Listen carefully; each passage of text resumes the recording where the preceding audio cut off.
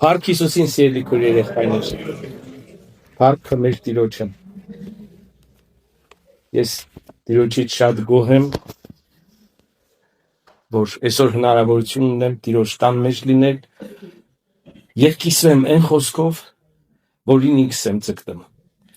որովհետեւ դա Տիրոջ խոսքն է եւ դա բոլորիս է վերաբերում։ Սիրելի քույր երեխաներ, ես ժամանակի պատճառով միանգամից կուզեմ անցնեմ այն խոսքին, որով ուզում եմ կիսվել։ Գիտեք, Հիսուսը ասեց Աստծո հավատքը ունեցեք։ Այսինքն մեր Աստվածը մեզ ամենաբարձր աստիճանի հավատքին է մղում։ Եվ նա է մեր օգնականը։ Գրված է Տերն է իմ օգնականը։ Նրա պատվիրանները կատարելը դժվար չի։ Գրված է, չէ՞, ասել։ Ինչի՞ չի դժվար։ Ոչ թե որ մենք ուժ ունենք, ունակ ենք կատարելու, այլ որտեղ Տերն է իմ օգնականը։ Օգնական միշտ կոչվում է նա ոչ թե ով որ սկսում է, այլ ով որ սկսողին օգնում է։ Երբ որ մի բան ենք մենք սկսում ու տեսնում ենք, որ մեր ուժը չի պատում, օգնում ենք, ասենք ուզենամ, որ այս կաֆեդրան մի տեղափոխել, ծանր է, ասեմ եղբայրներ ջան, կօգնենք ու գան ինձ օգնեն տեղափոխենք։ Դուք շատ անգամ ձեր կյանքի մեջ դիմել եք այս մարդուն կամ այն մարդուն, մտերիմին, հեռավորին, որպեսզի ձեր օգնեն։ Տերն է իմ օգնականը։ Երբ որ ես ուզում եմ նրան հաճեցնեմ, երբ որ ես ուզում եմ նրա համար ապրեմ, նա ինձ օգնում է։ Այդ պատճառով Հիսուսն ասում է երանի նրան, ով որ իմ խոսքերս լսի եւ կատարի։ Երանությունը ոչ միայն նրա մեջ է, որ մենք կկատարենք եւ վարձ կունենանք, այլ նրա մեջ է, ով որ ուզում է Տիրոջ խոսքը կատարի, Աստված նրան սկսում է օգնել։ Այնպես որ ընդհանրապես, եթե մենք մի բան չենք կարողանում կատարենք, խնդրեմը ավելի շատ։ Իհարկե սատանան էլ է խանգարում, բայց անհամեմատ ավելի շատ, քան սատանան խանգարում է մեր անձը։ Մենք ենք մեզ խանգարում։ Մեր սպասումները, մեր պատկերացումները եւ շատ ուրիշ բաներ։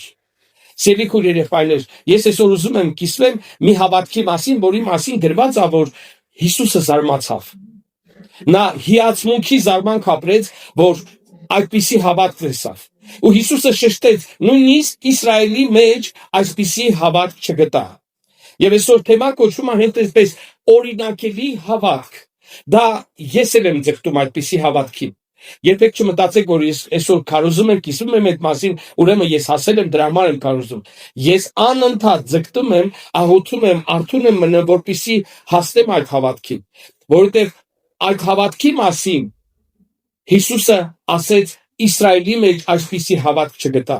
Տերն ասում է, երբ որ ես գամ, այսինքն երբ որ ինքը վերադառնա իր եկեղեցու հետևից հափշտակելու համար, արդյոք ինչ կգտնեմ։ Հավատք կգտնեմ։ Աստված միշտ հավատք է փնտրում։ Տեսեք, ասում է, ես Իսրայելի մեջ նույնիսկ այսպիսի հավատք ինչ արի չգտա։ Գտա բառը ես չեմ կարող հիմի ասել, բայց միկրոֆոնին կտամ։ Ինքը դեմս է ինչ գտնեմ։ Գտնել բառը օգտագործում են, երբ որ փնտրտմունք կա։ Երբ որ Տերը փնտրում է, եւ Տերը փնտրում է նրանց, ովքեր ասում կպաշտեն հոգով եւ ճշմարտությամբ։ Եվ եթե Հիսուսը ասում է Իսրայելի մեջ նույնիսկ այսպիսի հավատք չգտա, ի նկատի ունի, որ ինքը փնտրում է։ Ու ասում է, երբ որ ես գամ, արդյոք ես հավատք կգտնեմ։ Սիրելի քույր երեխաներ, ես ուզում եմ շատ արագ թվարկեմ այն որակների մասին, ինչ որակներ էր այդ հարուրապետին ուներ, որի մասին Հիսուսը ասեց Իսրայելի մեջ անգամ այսպիսի հավատք չգտա։ Ուզում եմ կարդամ նախ գրված է դա Ղուկաս ավետարանի 7-րդ գլխի 2-րդ խոսքից։ Ղուկաս ավետարանի 7-րդ գլխի 2-րդ խոսքից մինչև 9-10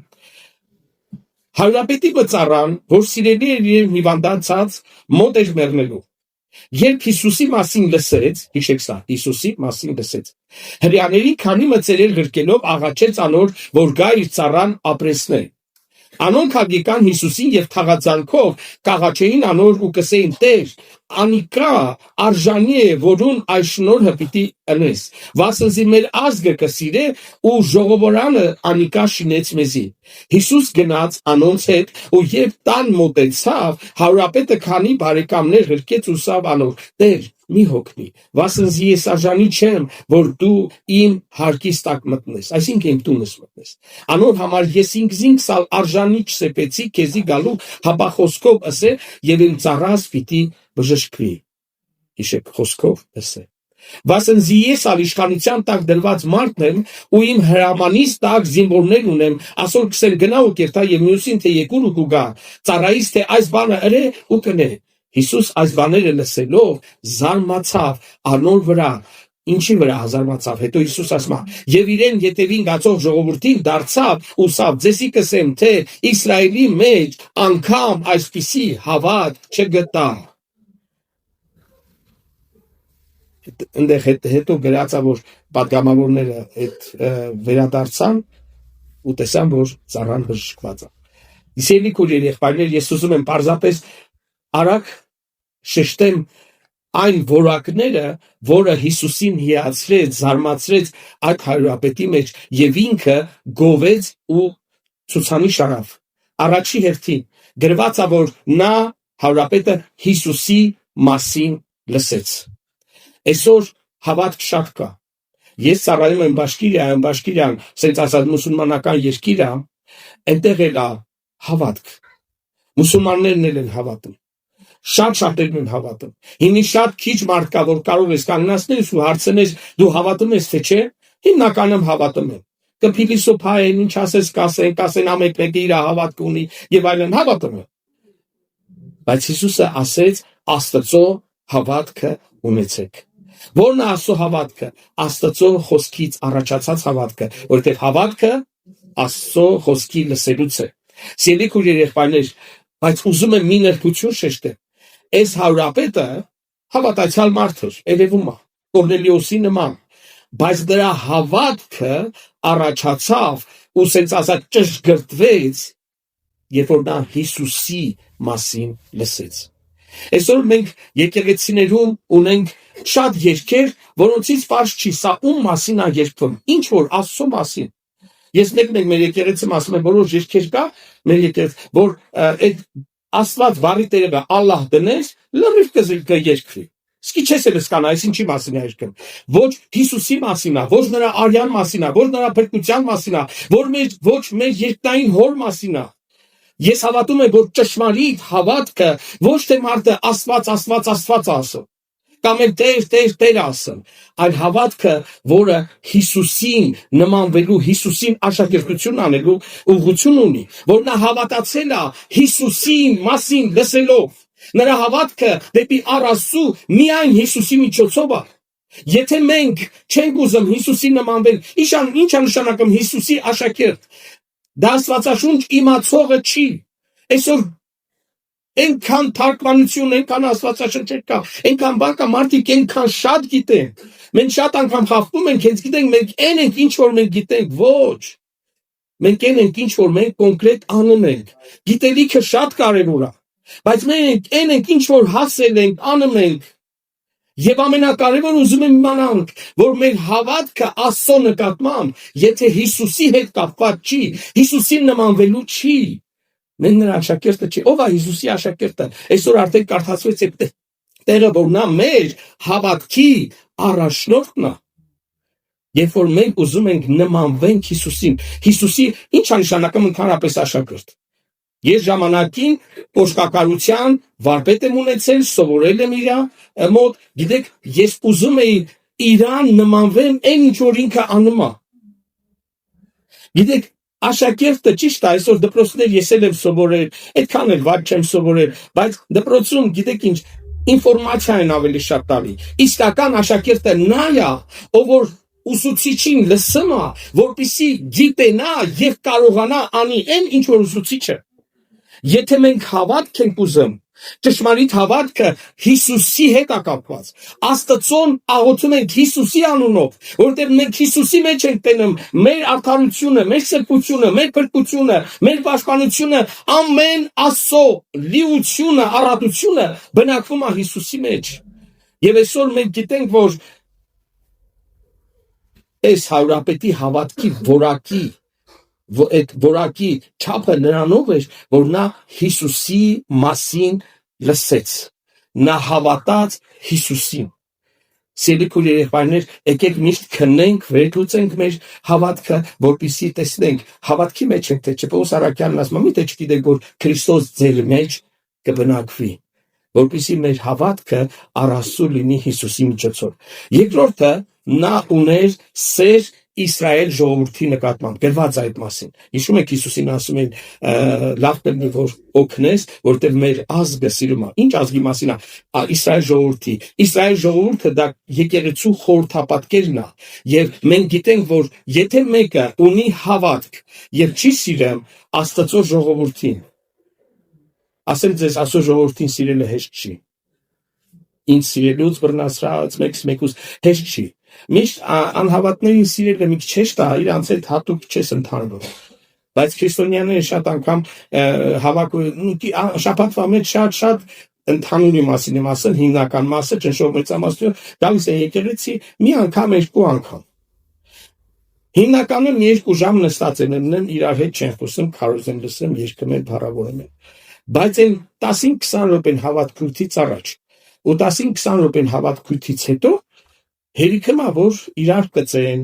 իրար հասցնում են էլի, հետո մի եղբայր ես վերջերս ինձ ասավ, վերջապես ես ներեցի իմ աղքորը։ Մի տարի անցավ, որ ես կարեցա ներել։ Ասեմ ձեզ, ընդհանրապես հոգևոր առողջ վիճակի հետ կապված բանը, ինչքան շուտ ես ներել, այնքան հոգևոր առողջ ես։ Ինչքան ուշ ես ներել, այնքան հոգևոր անառողջ վիճակի մեջ ես։ Եվ շատ վտանգավոր է, մի եղբայր մի անգամ ասավ, ներել եմ, բայց ես չեմ մոռանա։ Դա ներել չի։ Մեր Տերը երբ որ ներում է, նա մոռանում է։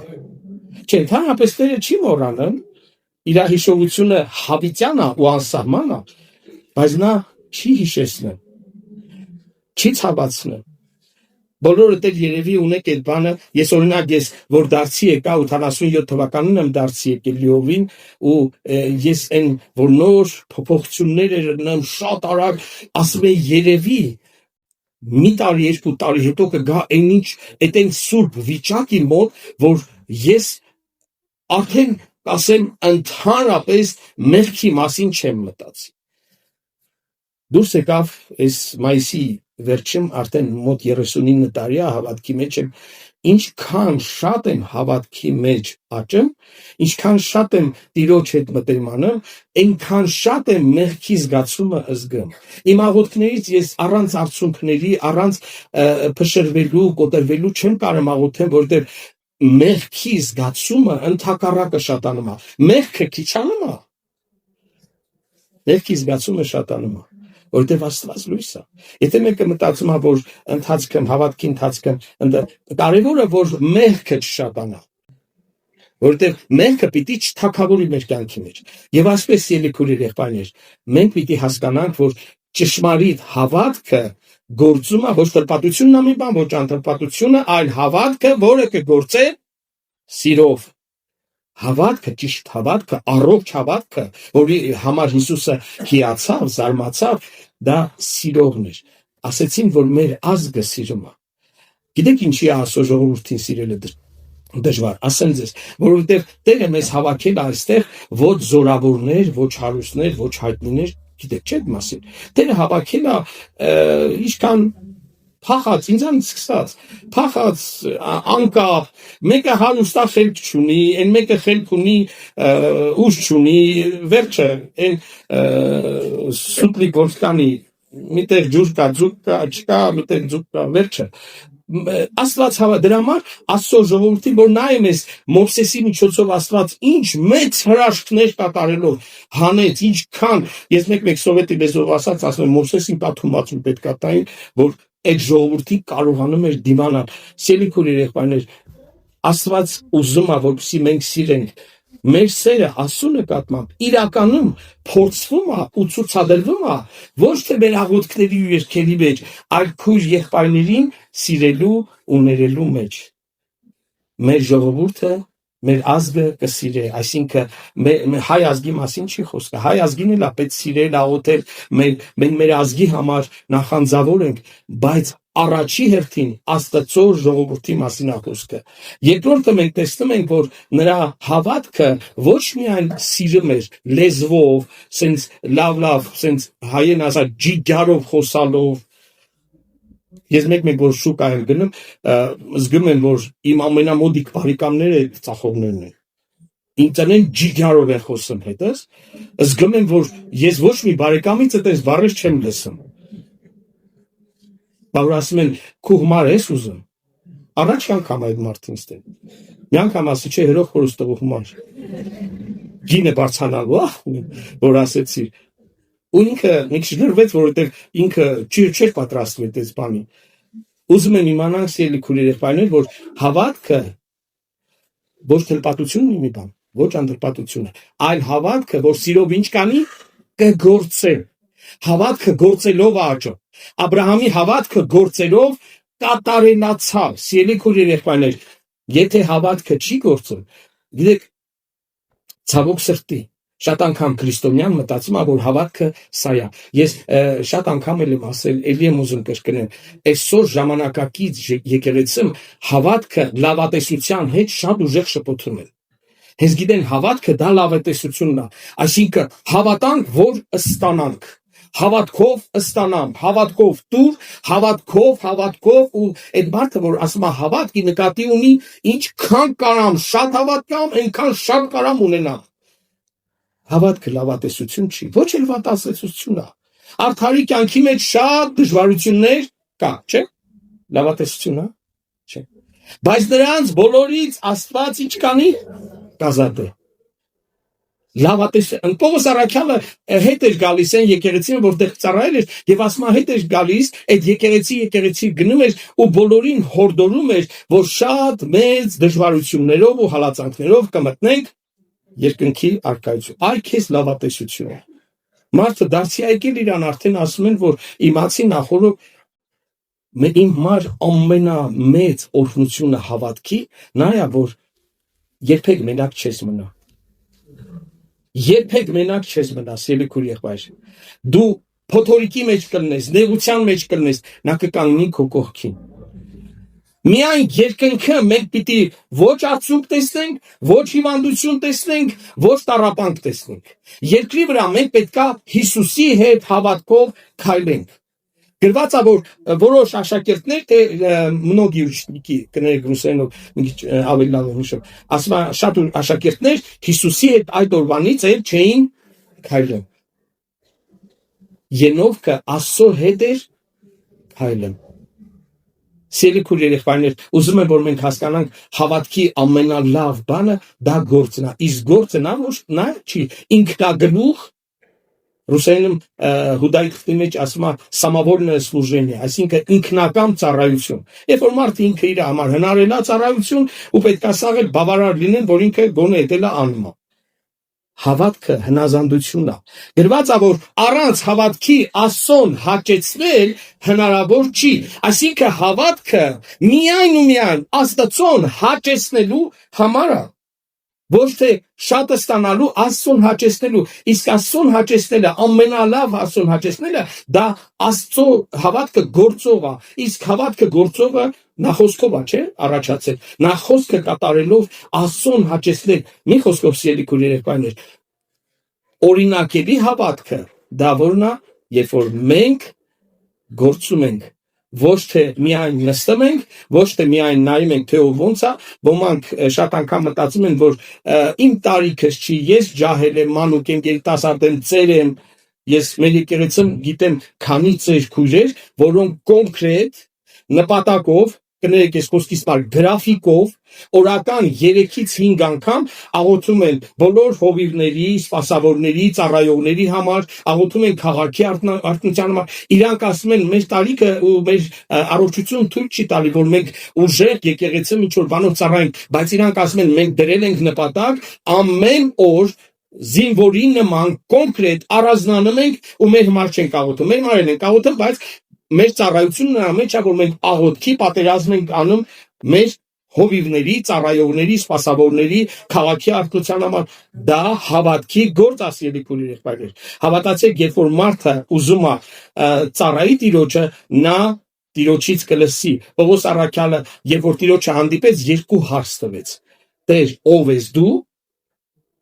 Եվ ինչ կհրամայես, что повелишь мне делать, ինչ կհրամայես, որ ես անեմ։ Այս երկու հարցը քրիստոնյան իր ամբողջ կյանքում պետք է տա։ Աստված ճանաչողություն, ով ես դու Տեր։ Հենց քրիստոնյան դադարեց հարցնել, ով ես Տեր, ուզում եմ ճանաչեմ, սա է հավիտենական կյանքը, որ ճանաչեն։ Երկրորդը, ինչ կուզես որ այ ինչ կուզես որ անեն, Հիսուսը ով է ինքը էդ ասավ, բայց ինչ կուզես որ անեմ, ասավ գնա քեզ կասեմ։ Եկեղեցում են ասում։ Քրիստոնյաները ասում են ինձ հովիվը չտի ասի ես ինչ անեմ, ես ինքս գիտեմ, Տերը գիտի իմ սիրտը, ոնց ուզում եմ նեցել անում եմ, չէ, Տերը Պողոսին ասավ գնա քեզ ընդեղ կասեմ ինչ անես։ Չորրորդ որակը, որը այսենց ուժեղ էր անում այդ հարուրապետի հավատքը, դա իր մեղքի զգացմունքն էր, այդ խոնարհներն էր։ Հիշում եք ասում է ես արժան չեմ, որ իմ տունս մտնես։ Գիտեք, խոնարհությունը դա ասենց քանդուքարab վիճակ, կասկածանքների մեջ, ասում ես եղբայր ջան, աղոթես Սևանի համար, ասում է ես ինչ արժան եմ, որ աղոթեմ, այսպես մի հատ անկապ ինչ որ խոնարհություններ է։ Հիշեք, իսկական խոնարհությունը, երբ որ դու քեզ ցածրացնում ես Աստծո խոսքը կատարելու համար։ Ոչ ներքև, ոչ վերև, Աստծո խոսքը, այդ պլանկեն կա, քեզ իջացնում ես, քեզ ցածրացնում ես, որ կատարես, ոչ դրանից ներքև է պետք ցածրացնել, որ ասի ես անպիտան ծառա եմ, ես ինչ կարամ անեմ, ինձանից ինչ ծառա, ինձանից այդ խոնարհություն չի։ Կամ էլ մարդը մի անգամ մի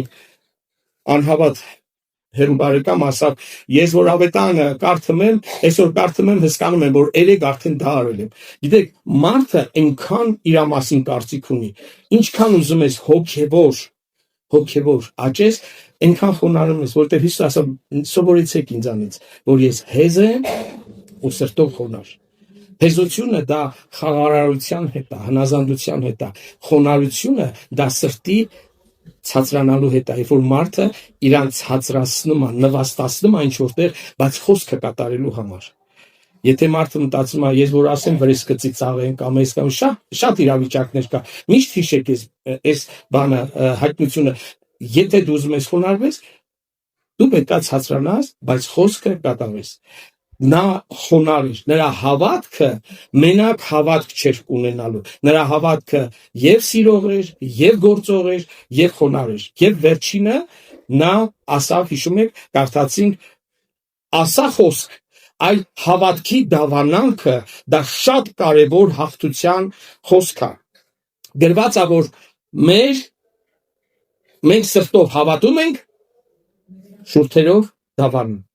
Եթե մենք շուրթերով դավանենք, բայց սրտով չհավատանք, Տերն ասում է ինձ շուրթերով մոտենում ենք, սիրտը հեռու։ Եթե մենք հավատանք, բայց չդավանենք,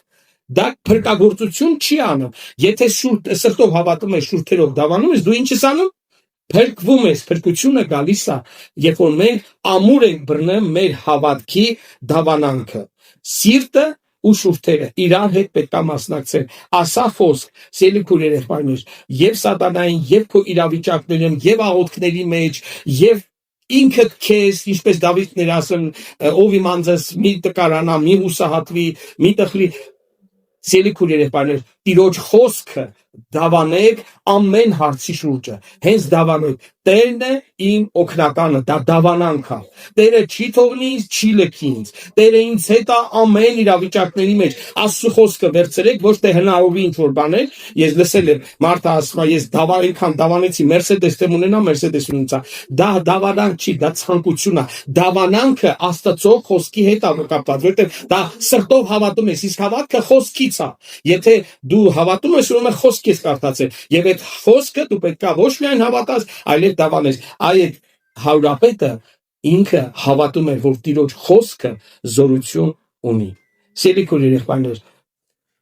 մենք ոչ մի ուժ չունենք, ոչ մի զորություն չունենք։ Մեր ուժը, զորությունը հավատքով Տիրոջ մեջ է։ Հենց հավատքը դրա մեջ է, որ մենք Տիրոջ ենք նայում։ Եկեք ոտքի կանգնենք, սիրելի երեխաներ։